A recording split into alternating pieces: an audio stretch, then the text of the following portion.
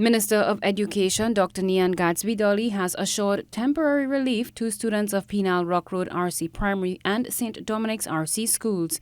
Mrs. Gadsby-Dolly, speaking to the media after a tour of some South schools, responded to claims made by some parents that Penal RC is plagued with a number of issues, the main issue being no water at the school. I would have to investigate the veracity of all the complaints.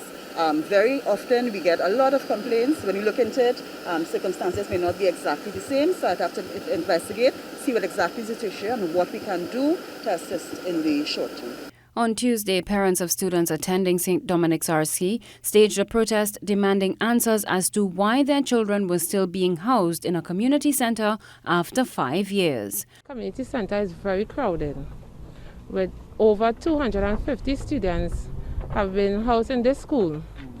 It is very, very hard for them to do social distancing. The classrooms are very small. The air conditions are not working in the school. The lighting is a problem. It is very hot.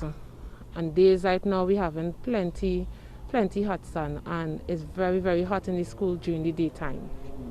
Some of the teachers will take the children outside in the cyber cafe area to have them get a little fresh air and stuff, because it's very, very, very uncomfortable. However, Minister Gadsby-Dolly acknowledged there were some issues to be addressed, but justified that community centers have always been used when schools have been decanted.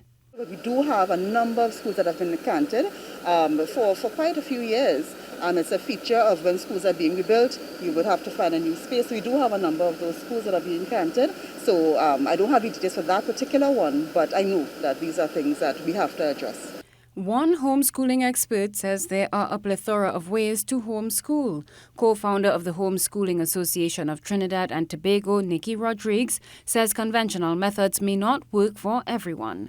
Ms. Rodriguez was speaking on TTT's In-Depth show. I don't have to replicate what is happening in school, right? When I first started in April of 2009, I thought that homeschooling was basically doing school at home.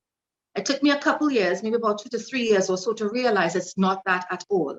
While there are different methodologies of homeschooling, different ways of doing it, and traditional is one of the ways, there are it's like a plethora of so many other methods that you can choose from, and you have to find the one that works best for your children and your family's dynamic.